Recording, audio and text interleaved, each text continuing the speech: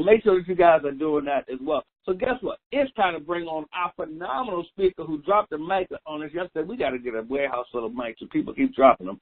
And we're going to let Ruben West bring on the speaker who is a great friend of ours both. So Ruben, take it away. Absolutely. Well, here's what I want you to do. This is Tell a Friend Tuesday. Make sure you have invited somebody to this call.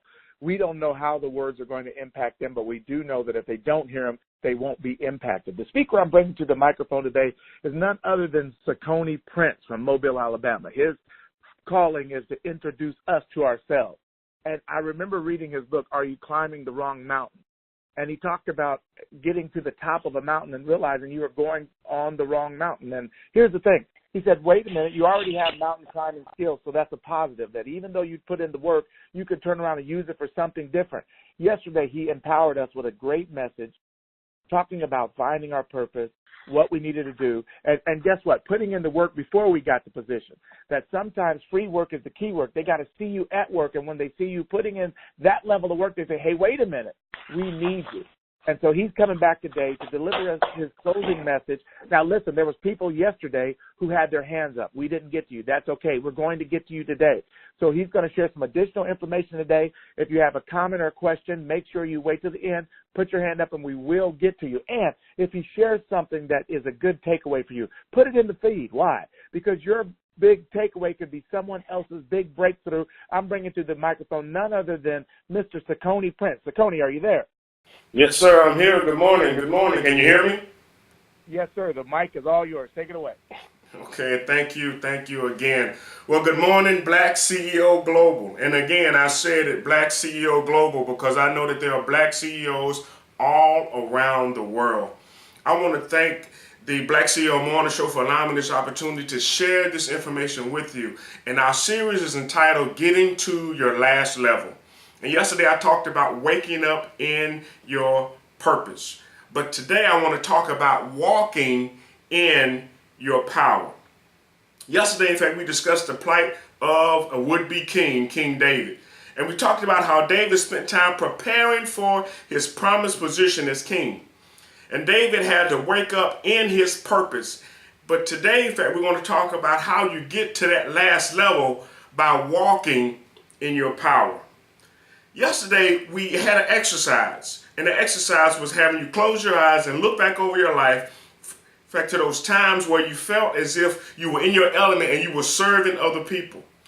We then had you to move that calling from your head to your heart. And for homework, I invited you to embrace your purpose and mentally, and emotionally, and spiritually put yourself in a place to where you owned what your calling is. And because of that, now today, our next step is walking in your power. Now, because after you wake up in your purpose, then what? What do you do next? Once you've embraced your purpose, then your next move should be walking in your power. Now, what does it mean to walk in your power? It means that you not only have just embraced your purpose, but that you take it to heart and your actions prove that. Your actions prove that you have embraced your reason for being, your calling, your gift, and your purpose. And your actions, they are evidence that you have owned your calling. You look for opportunities to use your purpose to serve others. And in fact, you see, even as King David did, and he realized he had a huge responsibility to serve people as kings, as their king. But look, here's the point I want you to jot down in your notes, and it's in the form of a question. And that question is, are you serving humanity with your purpose? Are you serving humanity with your purpose? Because what you're doing is going to have its roots in some level of service to humanity. And because if you are not ready to serve humanity, then you don't truly understand the reason for your purpose. You know, I tell people all the time that if God didn't need you here, you wouldn't be. So you're here for a reason, and not just here, but at this time in history, in this juncture of existence, you are here for a reason. And so understanding that reason, Mark Twain said it like this. He said, the two most important days in our life is the day that we're born and the day we found out why. The two most important days of our life is the day that we're born and the day that we found out why. Now, once you found out why you were born, then the next thing to do was to be about that business. You know, Dr. Miles Monroe, he also said that the fruit is not for the tree, and neither is your purpose for you. Your purpose has to serve other people in some way, shape, or form. If you have truly wake up to your purpose, then you will look closely and see how what you're doing will serve other people. I don't care if you crunch numbers. I don't care if you are an accountant. I don't care if somebody needs their lawn manicured. I don't care if people like to visit natural parks. Whatever you do, it has its root in service. And so walking in your power means that you have to own the position that you have. You know, when even police officers, when they are off duty, they are still officers. They have an obligation and a duty to uphold the law, to do what's necessary in order to protect and serve. And can you imagine a police officer, let's say he's not off duty, let's say he's on duty, and he's in an establishment and he's going to get something to eat, or he's in the store, or he's in a convenience store, and something jumps off. Somebody decides to commit a crime, and he's there. Now, he doesn't have to ask, can he engage the person? I mean, because of his training, because he's put in the work, when the time comes, he responds. And that's what you and I should do. In order for us to walk in our power, once we put in the work, once we've been called upon, once the situation arrives, we may be in a position to where we have counseled individuals.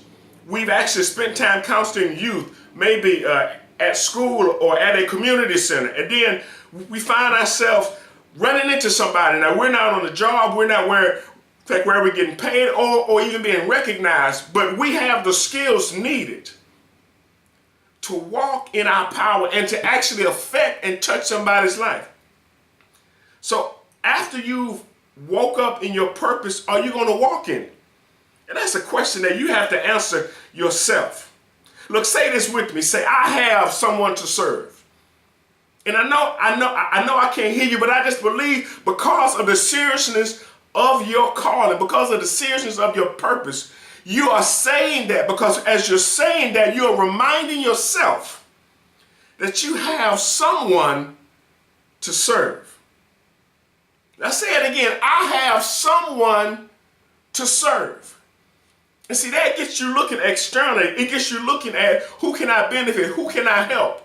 Because as I said yesterday, we're not here to be served. We are here to serve. And there is somebody waiting on you to show up.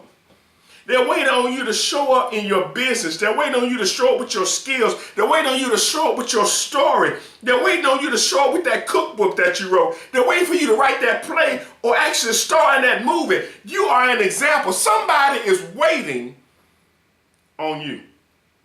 Say this with me. Somebody is waiting for me. Somebody is waiting for me. And they are waiting for you to walk in that power. I said yesterday that my youngest son, he looked at me and he told me, he said, Daddy, I'm proud of you. I'm proud of the work that you're doing. I'm proud of the stuff that you're doing. I'm proud of how you're helping people. I'm proud of how you're speaking and how you're going. I'm proud of you going after your dreams. And that let me know that sometimes the only thing we can do is just be an example. We can be an example for those who are around us. And we can show them how to walk in their power. Now, speaking of walking, I know sometimes that can be a challenge.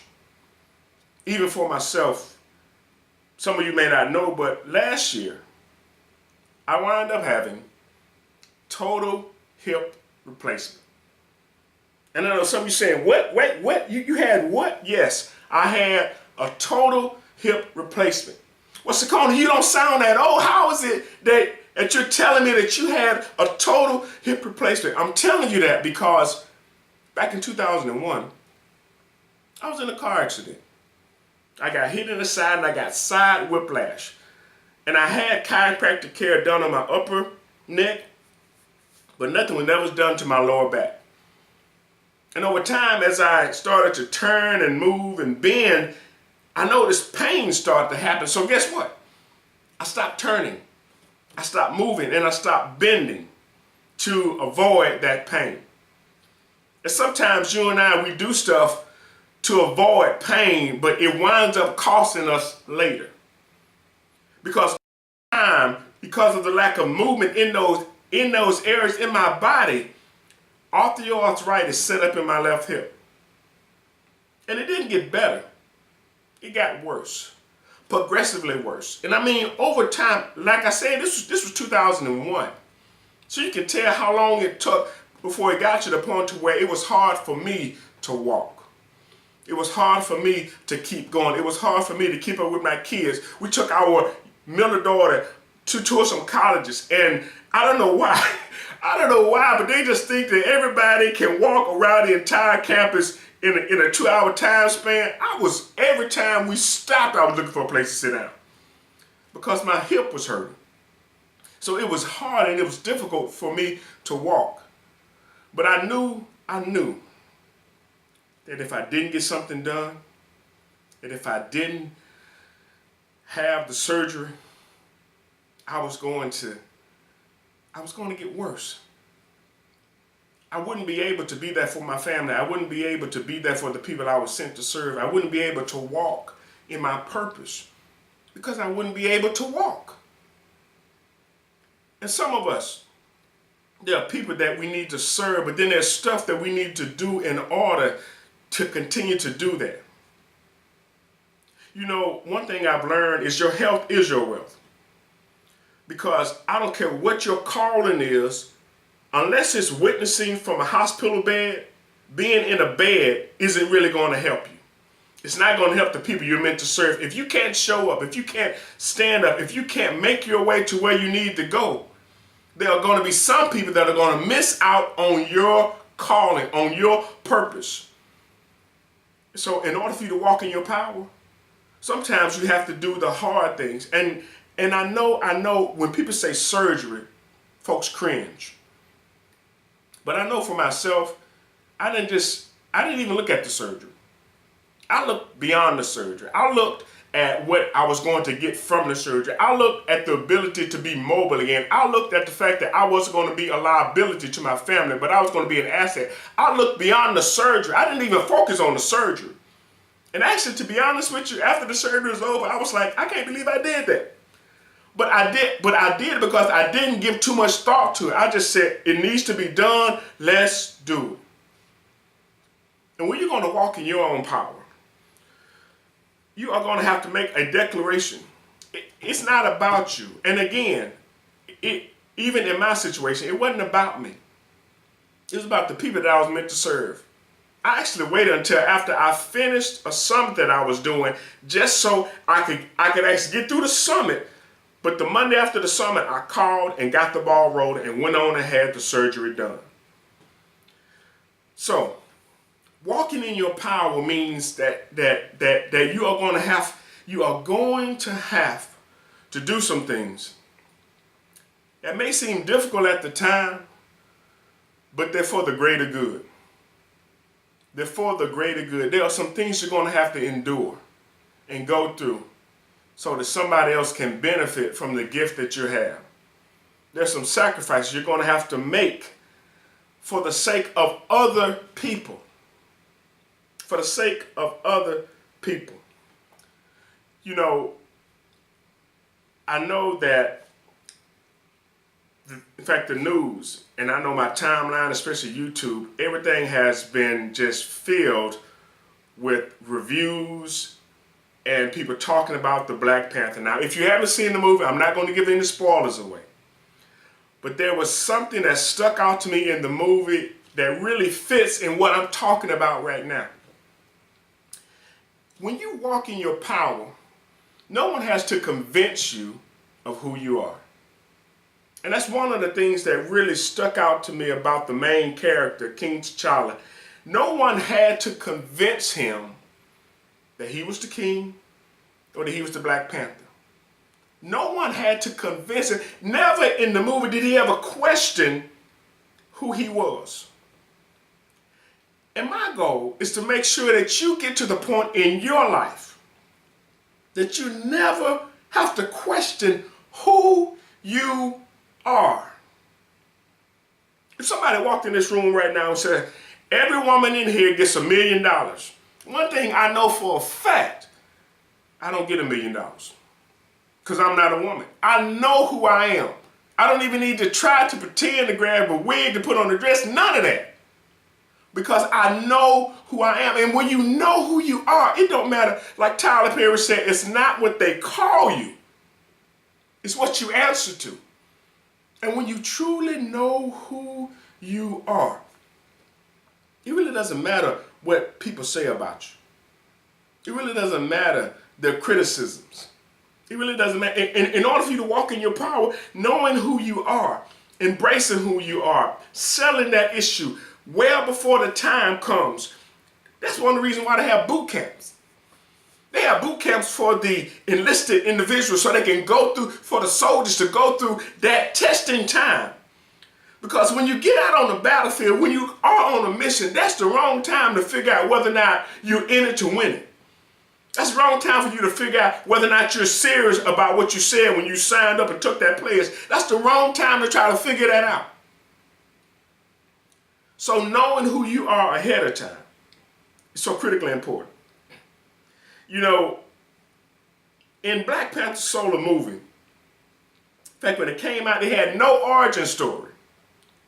He wasn't bitten by some radioactive insect, and he wasn't blasted by gamma radiation.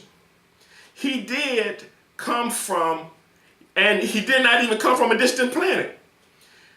He didn't have to figure out who he was. He already knew that he was the prince. He already knew he was in line to be the king. He already knew who he was, and he had trained for it. Are you training for your calling, for your purpose? Are you bettering yourself? And I mean, even if you were good last year, 2, 3, 4, 5 years ago, what are you doing today? What kind of work are you putting in order for you to get that level of impact? What are you doing? He trained. He spent time. And even in the movie, nobody spent time trying to convince him of who he was. And I remember in one of the fight scenes, his mother said, she said, show them who you are. Listen to that. Show them who you are. So it's not like she had to tell him who he was. He already knew. Her thing was just show them who you are. When you know who you are, you don't waste time trying to convince yourself. In fact, you don't waste time trying to convince others. You just do what you've been called to do. You do what you have been given to do. You do your assignment. And whether or not people are like you or applaud you, you do it anyhow. You do it anyhow. My question to you is this, and it echoes a question that was asked to Prince T'Challa in the movie, and that question was, what type of king will you be? Not, are you going to be king? Not, I think you may need to be king. Not, do you think you ought to be a king? No. The question was, what type of king? So it wasn't a question as to what he was going to be. He already knew that. But my question is, what type of, and you can fill in the blank, are you going to be? In my case, it'd be, Sakona, what type of speaker are you going to be? What type of coach are you going to be? What type of author are you going to be? What type of person are you going to be? When you know your purpose, when you know your calling, when you know your giftings, then it's a question of how good at it are you going to be? That's why yesterday we wanted to make sure that we started off this series of getting to your last level by waking up in your purpose, because once you have settled the issue of what your purpose is, like I said, everything else after that becomes a formality. It's just putting in the work, it's doing it. And I remember as a child growing up watching G.I. Joe, at the end they would say, knowing is half the battle. And once you know what your purpose is, the next part is just doing it. But see, I think there are so many people out there who haven't taken the time to truly settle that issue, to answer that question, what their purpose is. Walking in your power means that you have to settle that issue of what your purpose is. It has to be a done deal. There's no more questioning why you're here. And just like King T'Challa never questioned who he was, neither should you. The next thing is to step up to the plate and do what you were made for. You have to fully embrace the reason for your being, and now it's time to get to work. Anyone or anything who seeks to disrupt or destroy your purpose will soon find out that they picked the wrong one to mess with. Not because you are fighting for yourself, but you're fighting for those who you were sent to serve. You know, there are times when you get discouraged, even in doing those things that you've been called to do. But I know for myself, what keeps me going is looking at the next person. At the next person I'm supposed to encourage, the next person I'm supposed to motivate, the next person I'm supposed to help instruct and enlighten, the next person I'm supposed to share information with. That's what keeps me going. And like I said earlier, if I've just motivated you, but you haven't embraced who you are, then I failed. If I've just encouraged you, but you still haven't got to the point to where you accept your purpose and your calling, my job isn't done. Because I will not rest until everybody who hears my voice understands you have a purpose in this life. You have a reason for being here. And if you walk away from reading my book, if you walk away from hearing me speak, if you walk away from a coaching session and the only thing you got was Sakoni is a good person, then I failed. And you know what I found out about myself? I have a problem with failure. I have a problem with failure. And I don't want to fail at this assignment. To help you understand that if you are to get to your last level, if you embrace your purpose, then all you have to do is walk in it. Walk in the power that's been given to you, that's been laid to your charge. Walk in that reason for being.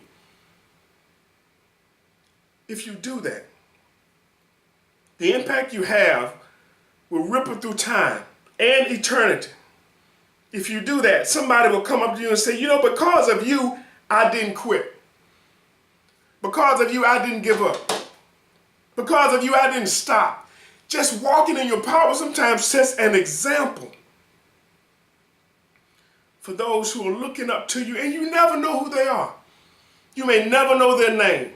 They may never come up to you and say anything, but just continuing to do what you've been given and called to do, you can rest assured that somebody is watching. And if you do it well enough, if you do it with enough passion, if you do it with enough fervency, if you do it with enough meaning, oh, it'll make an impact. People will know for a fact that they have something also. When they see you operating in your area, in your passion, they'll know that they have something to offer themselves. You know, when I first heard this quote, I only heard part of it in the movie A Killer and the Bee, and I actually went and looked it up. And to me, this helps summarize everything I've been talking about. And this is from A Course in Miracles. And it says, our deepest fear is not that we are inadequate. Our deepest fear is that we are powerful beyond measure.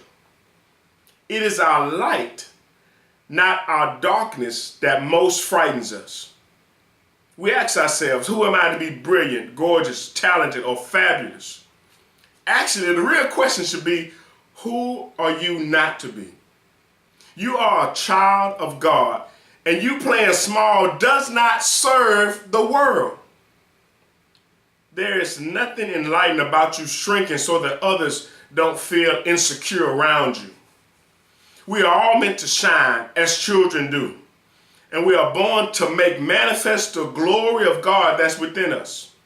And it is not just in some of us, it's in everyone. And as we let our light shine, we unconsciously give others permission to do the same. As we're liberated from our own fears, our presence automatically liberates others. So what type of impact are you making today? What are you doing to walk in your purpose, in your calling? And how sincere are you in it? Are you invoking an emotional response from the people that you're serving? Because like I said yesterday, Maya Angelou said people will forget what you say, they'll forget what you do, but they won't forget how you make them feel. And in order for you to be unforgettable, you have to have that level of impact. So what are you doing to walk in your power? What are you doing? Are you sitting on the sideline? Are you saying somebody else can do it, somebody else needs to? Or are you doing your thing? Are you walking in your purpose? Are you walking in your power? Because walking in your power also means that you realize that everything in your past has added up to the person that you are today. Everything that you have gone through has culminated in a person that you see in the mirror. And when you truly walk in your power, you can know for a fact, hey, I was made for this. I was made for this. Say that with me. Say, I was made for this. And if you really mean it, it'll speak something to your heart. It'll speak something to your spirit. Because when you realize your purpose and your calling, you can say, I was made for this. You don't shrink back. You don't cower away. When you know you've been made for something, it doesn't stop just because it gets difficult. It doesn't stop just because it gets hard. It doesn't stop just because no one calls your name. When you were made for it, you do it. And you keep doing it. And you keep doing it. I remember this one guy said that his supervisor came up to him and asked him and said, are you working hard? He said, isn't everybody? Because he wasn't wasting time looking around to see what everybody else was doing. Because he was so focused on doing what his assignment was, what his job was, that he didn't have time to really worry about what anybody else was doing. He talked about not comparing yourself to anybody else, but just being better than the person you were yesterday. And when you do that, you can walk in your power. And you can make sure that the people that you're serving are getting what they need. So, just to do a recap. We talked about the importance of knowing your purpose, knowing who you are, knowing why you're here, knowing what you were made for. You talked about how that thing that you do, how it has an emotional response attached to it, not only for you, but for those who you serve. Because if you're not serving humanity, if what you're doing is not serving humanity, then something is wrong. Even if you are preserving wildlife, that's so that future generations can enjoy it. So whatever you're doing, it has to serve humanity. And knowing what that is so critical. It's so important. And I think we just run past that. I think we just get an idea or we look and see what somebody else doing and say, well, I need to do that. And we just run with it. And then we run out. We run out of energy. We get frustrated because we don't have that sense of purpose and fulfillment. So then we find something else and we run after that.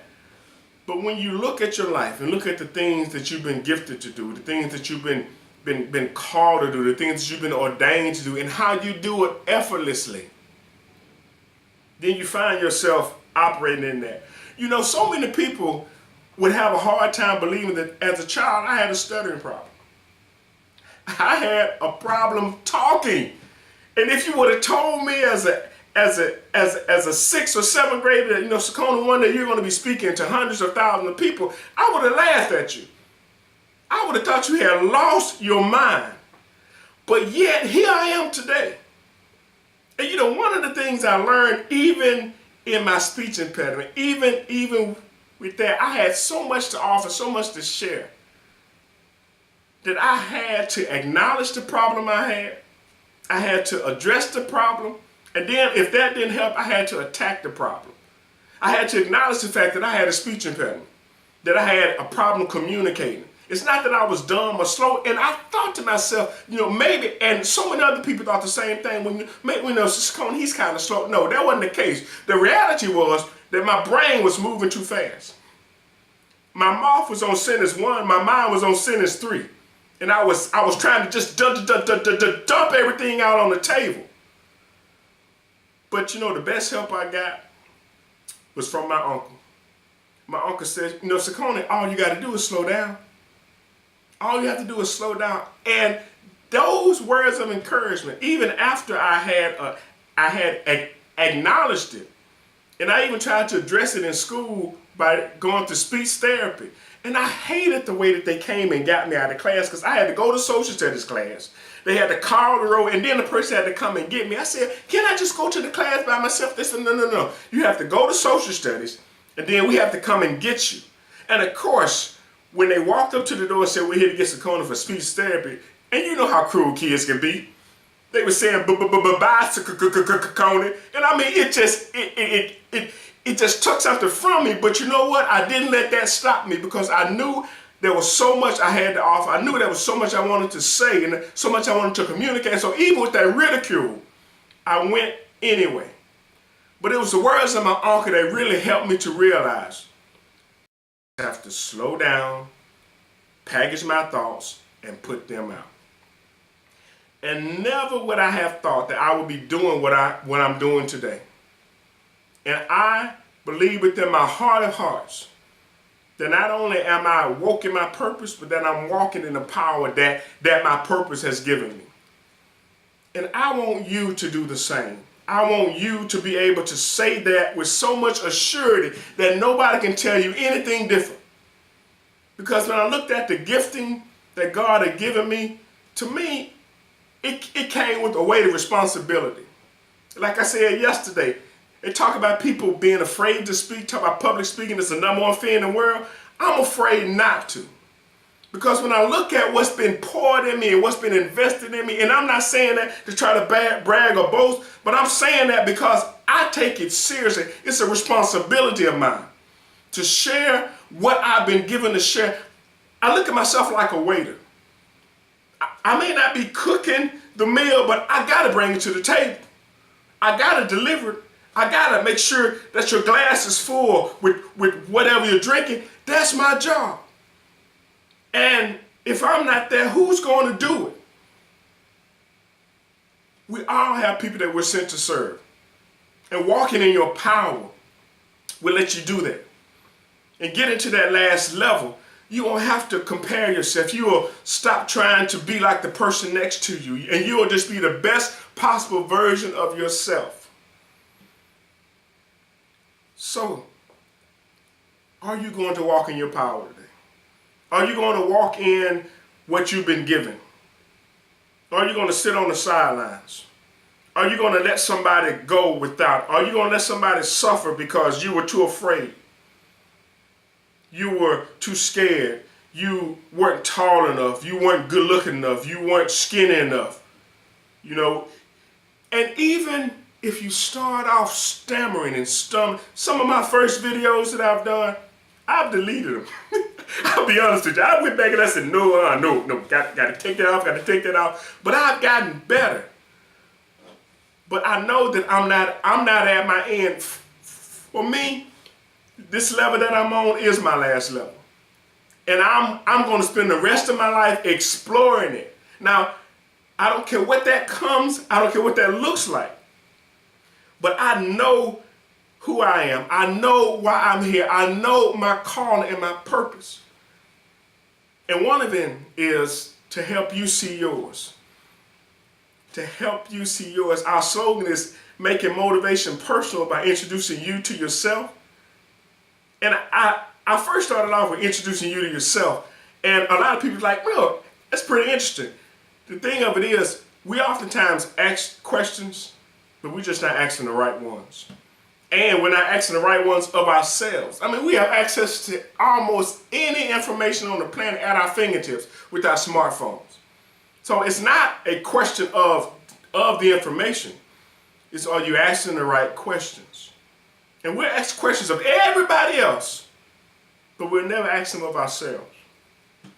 My thing is to get us to look inward, to find out why we're here. And in the process of doing that, you'll be able to know what your purpose is, and you'll be able to securely walk in your power. Now, I know that I've been asked to go until about 8:40 or 8:35, but I did want to give some chance for some questions, because unfortunately yesterday I was too hyped, I was too excited, and I went the entire time, and we really didn't have a whole lot of time for questions and answers. So I would like to pass back over to you guys now so we can get some of those questions in, and I'm just so grateful for this time to talk to you. Man, Coney, you did it again, brother. I love your content, man. I love it. And you actually touched on so many things. You have my mind just racing.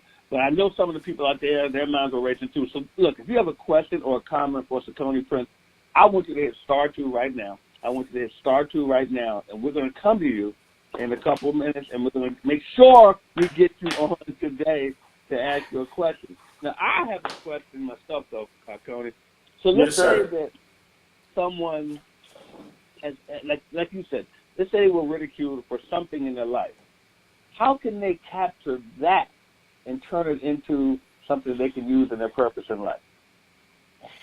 Well, again, like I mentioned yesterday, when you see who you were meant to serve, you'll go beyond that. I think of a scripture where it talks about, for the glory that was set before Christ, he endured the cross. So he wasn't just looking at the humiliation of the cross, but he was looking at what going to the cross was going to get him. And that was the redemption of mankind. So looking beyond that ridicule, and see, that's why knowing who you're sent to serve is so critical. Because if it was just about you, if it was just about me, I would have stopped a long time ago. But I realized that somebody is waiting for what I have to offer. And so for me, looking past that ridicule is looking to the person, the fact that I was sent to serve. There was a story of a nun in World War II she was actually changing, in fact, the bandage on a soldier whose leg had been partially blown off and it had gangrene. And this other soldier, he was standing by, and he said, I wouldn't do that for $1 million. She looked at him and she said, neither would I. So in other words, she wasn't doing it for money. She was doing it for the cause. She was doing it because she was serving. I love that. And then I want to add on to that. A lady that a good friend of ours, as far as with CPI and so forth, Debbie, and I'll mention Debbie Montgomery. Debbie has a great story. Debbie actually was basically a victim of being catfished. And she was catfished and ended up giving the person over $1 million. Can you believe that? Wow. Over $1 million, yeah. And I told her, I said, Debbie, that story would have gone to the grave with me. I would have been so embarrassed to tell someone that. And she said to me, but Barrett, if I kept it to myself, no one else would get help. Wow. And wow. Yeah. And that, so you reminded me of that when you told that story. And I want to ask you also, for those people out there who still have yet to find their purpose, their calling, what do you say to them? Well, like the exercise that I gave them yesterday. See, in fact, one thing I know is that because of our divine design, our divine creator, we were created for a purpose. Everything that you and I see and deal with today it was made for a reason. Our cell phones, our cars, our computers, our televisions, our life, everything was designed. So how is it that we would think that we, being the most complex things that were ever created, didn't have a purpose? And so looking back over your life and seeing those areas, those times when you find yourself in your element, those times when the things that you do are just effortlessly, when you can identify those things, that's a good indication that that's your calling and that's your purpose. That's what you've been given to do. And so just looking back over your life, just taking a moment. We did that yesterday. We did the exercise where I told people to close their eyes unless they were driving, and just think back over their lives and think back over their lives, to those times when they made a difference in somebody else's life. And they didn't look at their watch. They didn't care how much it cost. But they just knew this is what something in them whispered, said, this is it. This is why you were made. This is why you're here. And it's oftentimes not a screaming, not the clouds opening up and, the sun coming through and angels singing. But sometimes it's that still small voice that said, this is that thing. This is how you're going to change people's lives. This is how you're going to better folks. This is how you're going to impact the world. Doing this. This is it. And that is what gives them that level of assurance and knowing this is my calling and this is my purpose. That was great. So what we're going to do right now, we're going to go to a caller. And guess what, guys? If you have a question or a comment for Sakoni, hit *2 right now. Hit *2 right now, and we're going to come to you. So, caller, you have 30 seconds to give your question or comment to Sakoni Prince. Understand, as Stephanie would say, Stephanie had to step off. Just 30 seconds. That includes your, hey, can y'all hear me? That includes your, hey, I do this for a living, I'm from here. That includes your, love and all that stuff. That includes you getting yourself off mute. That includes all of that. 30 seconds. Y'all say, oh, he cut me off. No, you cut yourself off. So the clock is ticking. What'd you say? I said the clock is ticking. The clock is ticking. That's right.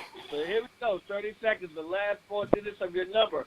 8380. You are on, Mr. Cody. Good morning, everyone. This is Gail from Memphis. I was trying to get on yesterday, but yes, Barrett, you forgot me.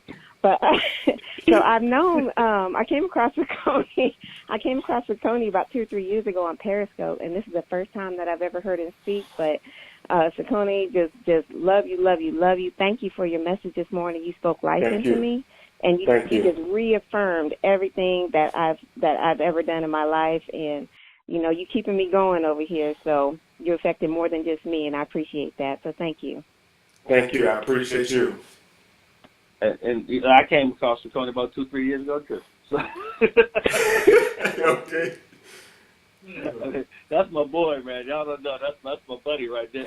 And by the way, Sakoni, keep August 18th open, my friend. Remember that thing we were talking about? Yes, sir. Yes, sir. All right. Keep it open. I'll talk to you after the show about that because we're getting ready to pump it up. But I got you, my brother. And yes, sir. So I want to ask you also, when you're talking about people and their purpose and working on their purpose. So I know you said you gave me exercise on how to find their purpose. But what about when you have your purpose, when you know your purpose, and you're working in your purpose, but life comes in your way and tries to pull you away? Family, it could be friends. How do you stay focused on your purpose when life just happens? You got a sick family member, something, your kid gets in an accident or something. What do you do? How do you stay in line with your purpose when stuff like that happens? Well, that's when you have to be flexible. In fact, when you have to make adjustments, because one thing I can tell you is that your purpose don't go away until your heart stops beating. So you have to make adjustments. You may not be able to serve 5,000 people. You may only be able to serve 5, but you don't stop serving. And even in those setbacks, those things that happen, they are all a part or things that you can use in your purpose, because it's really going to test how serious are you about this. I know I've had my own setbacks. And I've just had to, I tell people all the time, when you lack resources, you have to become resourceful. You know, if you can't pay somebody, then you have to learn how to do it yourself. But it don't stop just because you don't have the money in the bank account. You have to partner with folks. You have to barter with folks. But fulfilling your purpose and your calling, just because you have a setback doesn't mean that you stop. You may slow down, but you don't stop. You learn lessons from those setbacks, and you really start to grow, because that's when you grow the most. Trees don't really grow in the spring and the summer. They grow in the wintertime, because there's not that much moisture, so their roots has to go deeper. So when the weather gets warmer, because the root system has grown, guess what? The tree flourishes. And when we're going through those hard times, that's when we have to spend those time, our roots, our knowledge, our understanding, our determination, it gets deeper and stronger, to the point to where when that time is over, when that time has passed, oh yeah, we're going to bloom, and we're going to be bigger and better than we were before, because we went through that time. Wow. that was you know, I'd never heard that before about the trees and the roots. That was good. I like that. Neither had I. Now, hey, let me ask a question real quick, Barrett. I have a question. Sure. Coney, you know, I've seen you all over the place. You know, I see you at George Fraser's Fraser Networking Conference. I've seen you at the Get Motivated events. I've seen you at other people's conferences.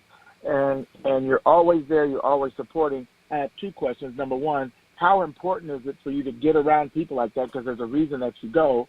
And then number two, I think you have a conference that you do, correct? Yes, I do. And so I want you to answer twofold. Number one, why is that important that you attend those conferences? And then number two, tell people how they can connect with you on yours.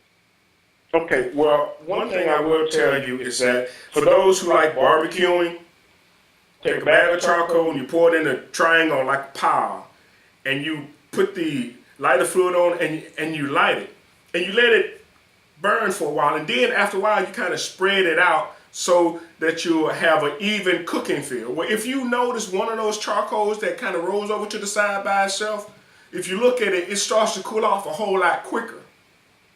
And see, when you're around people of like-minded, and I tell people this all the time, you need to surround yourself with like-minded people who think differently. I'm going to say that again, just in case somebody's writing this down. Surround yourself with like-minded people who think differently. Because if they're like-minded, that means that they're goal-oriented. They're trying to get something done. They're trying to accomplish something. But then the question is, they may be doing it different or better than what you're doing. And so being at those conferences, being around people like that, being around those people who are not just talking about it, but they're being about it and they're doing it, they're putting in the work, it's like that coal. Even if that coal has cooled off and you put it back with the rest of the coals that are on fire, guess what? It's going to get heated up too. And so being around people in those conferences, in those events, it helps to keep that internal fire going. When you see somebody who's just as passionate as you are about their calling, it stirs up something in you. Now, in reference to my summit, it's in October, and it's the Are You Climbing the Wrong Mountain Summit, and it's a personal development summit. And you can find out more about it by going to SakonaPrince.com. You can click on conferences, or you can go to ClimbTheRightMountain.com. But that's one of the reasons why I know how important it is. In order for me to fulfill my calling and my purpose, you got to make that investment. And I know, webinars are good and great, and that's fine, but just being in the room with people, being in the room, I told somebody, it's like taking a mental shower. Because when you're in the shower, you have your own little ecosystem. Then you step out of the shower into the bathroom, it's a little cold. It's not as warm as it was in the shower, but a little cold. But then when you step into the hall, it's a whole lot colder. When you go to conferences, it's like being in the shower. Everybody's on the same page. All that energy is there. Everybody's trying to learn. We're encouraging and motivate each other.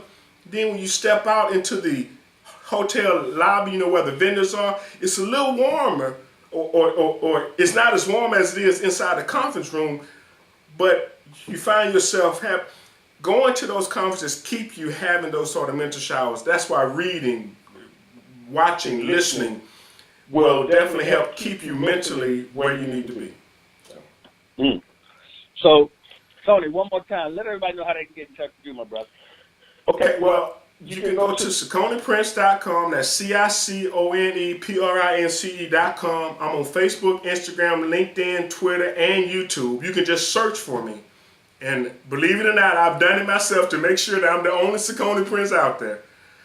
And you can either email me at Sicone@SiconePrince.com. That's my first name at my last name.com. And I'm just so grateful for this platform. I'm so grateful for you guys. And I just thank you for all that you're doing to help encourage black CEOs around the world in continuing to have the excellence that we so oftentimes have. And I'm just so thankful for this opportunity. Anybody, if you have any questions, you can inbox me, hit me up on Facebook. I'll be happy to answer any questions that you may have. But thank y'all again. Well, we thank you, and I know they're going to reach out to you, if for nothing else, to find out where the name Sicone came from. So I know they're going to. I know they're going to. I can tell you that right now. No. We're going to make them reach out to you. Okay, all right. Well, I look forward to even hearing them on that. I already know. We're going to make them reach out to you just to find out. So, Dr. Ruben West, we're going to let you wrap it up and take us out of here, my friend.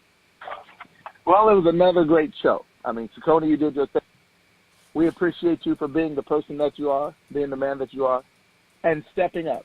And one of the things that he said that really, really got to me was that when he was younger, he stuttered. He said that the kids used to make fun of him, that they would talk about him, that he realized that because he wanted to be excellent, because he wanted to learn how to speak, he continued to go to the training, and he continued to work with somebody that would help him. And then he said over time he never realized that he would be in front of crowds of people speaking. And some of us are stuttering in our life, and that's because we haven't found our purpose. Because he suggests that if you find your purpose, it will be so powerful that it will pull you out of that position, that it will make you move. And then you'll want to get around people so that you can stay on fire just like that spare coal that had tipped to the side. You've gotten an opportunity to hear from him for the last 2 days. Make sure you reach out to him so that you can get his purpose map, so that you can figure out exactly what your purpose is. And then also go to his website, Sicone, at SiconePrince.com, where you can find out about his conference. And then every Wednesday, he does a video. Let's support him. Let's comment on the video. Let's like and share the video so that Facebook will share it out to more people. Sicone, we appreciate you for being the person that you are. I'm going to take us out of here. This is Ruben West. This has been the Black CEO Morning Show. And here's what I'm going to do. I'm going to count us down from 5 to 0. You're going to say your first name, your last name, where you're from, and Black CEO out. Now, when you do it, make sure you hit *7. You have to hit *7. Get ready. I'm going to count us down. Your first name, last name, where you're from, and Black CEO out. Here we go. 5, 4, 3, 2, 1. Ruben West, Bloomington, Illinois. Black CEO out. Black CEO out. Loretta Denise Stewart, Columbia,